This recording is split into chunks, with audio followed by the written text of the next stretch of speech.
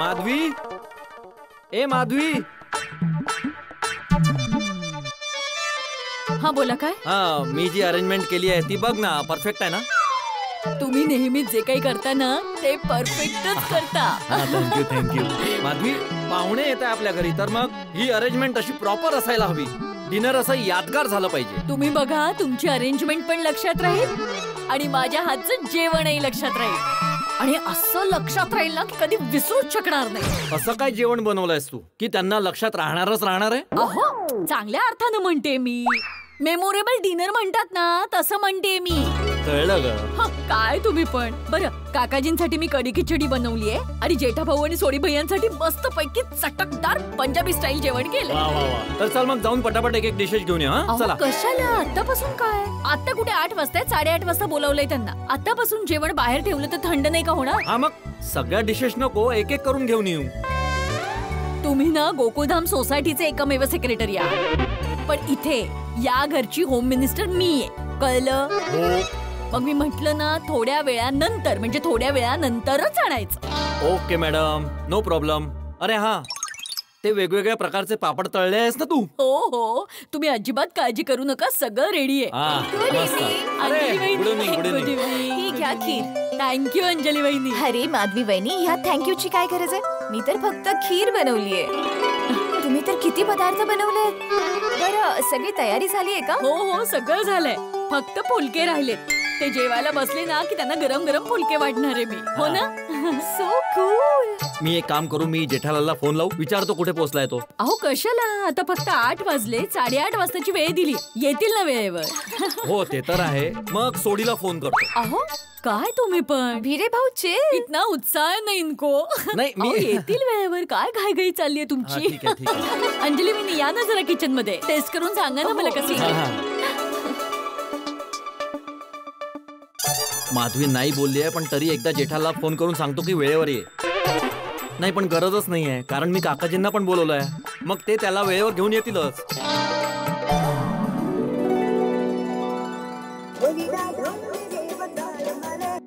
हा बोल सोडी, कुठे पोहोचलाय? अरे जेठाप्रा, मी गोकुळधामच्या जवळच आहे. 5 मिनिटात पोहोचून जाईन. तू घरी पोहोचलास? हो, मी कधीच घरी पोहोचलोय आणि तयार पण झालो. तू ये पटापट. हो, येतोय तो पटापट. ओके. बरं ऐक. Hello hello hello. जसकरणचा फोन. अय जसकरण, तू तो चक देता. अरे विचारायचं राहिलं, ती पोटात दुखाची तयारी केली की नाही? रिहर्सल वगैरे काय केली की नाही? आपण डायल करीत असलेला नंबर यावेळी व्यस्त आहे. बिजी. जेठ्या. हा बापूजी. अरे तू तयार पण झालास? हो बापूजी, पण मी हे काय बघतोय? काय तुम्ही अजून तयार नाही झालात? अरे मी आता 2 मिनिटांमध्ये तयार होईन. पण आधी तू मला हे सांग, याच्यामधला कोणता घालू? हा बरा वाटेल की हा बरा वाटेल? हा घाला बापूजी. का हा चांगला नाहीये? नाही, तो पण चांगला आहे. मग कोणता घालू? हाच घाला ना बापूजी. ते काय, तो कुर्ता पण केसरी आहे, मी पण केसरी घातलाय, मग केसरी केसरी होऊन जाईल ना. चल ठीक आहे, मी आता 2 मिनिटात तयार होऊन येतो. हा गेलो आणि हा आलो. बापूजी तुम्ही तयार व्हा, मी खाली उतरतो. अरे 2 मिनिटं थांब ना, आता तयार होईन मी, मग एकदमच खाली जाऊ. अरे बापूजी, मला सोडीचं टेन्शन आहे. सोडीचं काय टेन्शन? सोडीचं टेन्शन हे आहे की तो अजून आला नाही ना बापूजी. मग तुला काय? अरे तुम्हीच तर बोलता ना बापूजी की कोणी आपल्याला जेवायला घरी बोलवलं आहे तर लेट नाही जायला पाहिजे, ते वाईट दिसतं ना. तर मी थोड्या वेळापूर्वी त्याला फोन केला होता, तर तो अजून रस्त्यातच आहे, अजून तो घरी पण नाही पोहोचलाय. तू खाली जाऊन काय करणार आहेस? थोडं मेहता साहेबांकडे काम. तुम्ही या ना तयार होऊन, मी खालीच आहे. मग दोघे सोबतच भिडेच्या घरी जाऊया बापूजी. या. ठीक आहे, येतो. तयार होऊन या, खाली या.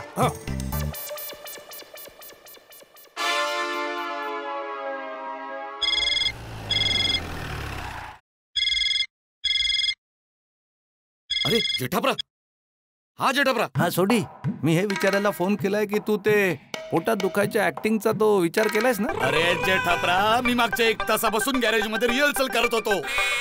अरे माझ्या गॅरेज मध्ये काम करणाऱ्या माणसांना पण खरं वाटलं की माझ्या पोटात दुखतंय. इतकी मस्त ऍक्टिंग केली मी. अच्छा, अरे वा वा, छान छान. मी तर खाली पण उतरलोय. लवकर ये. काकाजी पण सोबत आहेत. नाही नाही, बापूजी तर आता तयार होत आहे. हा, ठीक आहे जेठालाल, बस 2 मिनिटात पोहोचतो. हा हा, ये ये. ओके. जेठा भाऊ, गुड इव्हनिंग. अरे अंजली वहिनी, तुम्ही ह्या बाजूने कसं काय? जेठा भाऊ, मी कुठून आली हे सगळं सोडा. तुम्हाला माहितीये आज माधवी वहिनीकडे जेवणानंतर गोड काय आहे? काय? तुमची आवडती खीर. हो हो हो, बोललं पाहिजे हा अंजली वहिनी. गोकुळधाम सोसायटीच्या महिला मंडळाचं काय नेटवर्क आहे हा? कोणाच्या घरी काय बनवलंय सगळ्यांना सगळं माहित असतं. जेठा भाऊ, गोकुळधाम महिला मंडळाचं नेटवर्क खूप स्ट्रॉंग आहे आणि जोरदार आहे. पण जेवणानंतर खीर आहे हे मला ह्यासाठी माहितीये कारण ती खीर ATM स्पेशल अंजली तारक मेहताने बनवली आहे. अच्छा. हो जेठा भाऊ, मी विचार केला माधवी वहिनी एकट्या किती मेहनत करणार, मग मी त्यांची थोडी मदत करू. खीर बनवते, त्यांना थोडी हेल्प पण होईल म्हणून मी केली. बस मग तर आज तुमच्या खीरची खैर नाही. खाऊन झाल्यानंतर नक्की सांगा कशी होती ते. सांगायचं काय अंजली वहिनी, तुम्ही जे जेवण बनवतात ते जबरदस्त असतं. मेहता साहेब तुमच्या जेवणाचं इतकं कौतुक करत असतात, इतकं कौतुक करत असतात की विचारू नका. अच्छा, तुम्ही मला तारकच्या नावावरून टॉन मारताय ना जेठा भाऊ? नाही नाही, टॉन नाही मारत आहे अंजली वहिनी, खरंच सांगतोय. मेहता साहेब तुमच्या जेवणाचं कौतुक करता करता थांबतच नाही. जेठालाल, हे दीर वहिनी म्हणजे जेठ आणि वहिनी मध्ये काय बोलणं चाललंय? नाही नाही, दीर बरोबर आहे, दीर बरोबर. नाही नाही, जेठ वहिनी, मी तुझ्यापेक्षा लहान आहे जेठालाल, तू माझ्यापेक्षा मोठा आहेस. दरवेळेस माझ्यापेक्षा लहान होतात अंजली वहिनी. काही हरकत नाही भाऊ, ठीक आहे ठीक आहे. अच्छा मेहता साहेब, आता आम्ही तुमचीच आठवण काढत होतो. अच्छा, ते का? मी आता अंजली वहिनीला तेच सांगत होतो की तुम्ही कायम अंजली वहिनींच्या जेवणाचं किती कौतुक करत असता. हो तारक. हो म्हणजे जेवण जेव्हा कौतुकास्पद असतं तेव्हा कौतुक करणं गरजेचं आहे बाबा. बघितलं ना, तुमच्या समोरच क्लिअर झालं की नाही. हो ठीक आहे, तुम्ही सांगताय म्हणून मी विश्वास ठेवते. पण आय एम सो शुअर की तुम्हाला, काकाजींना, सोडी भाऊंना खीर खूप आवडेल. खीर कोणी बनवली आहे? अंजली वहिनीने. अच्छा, आज खीर कुठल्या निमित्ताने बनवली आहे? अहो तारक, आज जेठा भाऊ, काकाजी आणि सोडी भाऊ माधवी वहिनीकडे जेवायला जाणार आहे. तर मी विचार केला मी माधवी वहिनीची हेल्प करते, खीर बनवते, अशा प्रकारे हेल्प होईल त्यांना. अरे मग चला आपण पण भिडेच्या घरी जाऊया ना. नाही, का? आपला डिनर तर मी घरी रेडी केला आहे तारक. हा स्पेशल मेन्यू आहे आजचा. ठीक आहे मग. चला तुम्ही लवकर घरी या आणि बॅग टिफिन मला द्या, मी घेऊन जाते. सी यू जेठा भाऊ. ओके अंजली वहिनी. काय ऐकलं का मेहता साहेब, स्पेशल मेनू. अरे कसला स्पेशल मेनू जेठालाल, तेच सूप आणि सलाड असणार आणि जास्तीत जास्त काय असणार, काकडीच्या जागी गाजर असणार आणि काय. अरे माझं जाऊन द्या, माझ्या नशिबात तर हेच आहे. तुझी मजा आहे यार, तू आणि सोडी तर भिडेच्या घरी जेवायला जात आहे. हा नाही, मजा तर आहे पण एक छोटासा टेन्शन पण आहे मेहता साहेब. काय मी आणि बापूजी तर भिडेच्या घरी जेवणारच आहोत, पण ज्याच्यामुळे हा सगळा प्रोग्राम बनवलाय त्या सोडीला भिडेच्या घरी अजिबात जेवायचं नाहीये.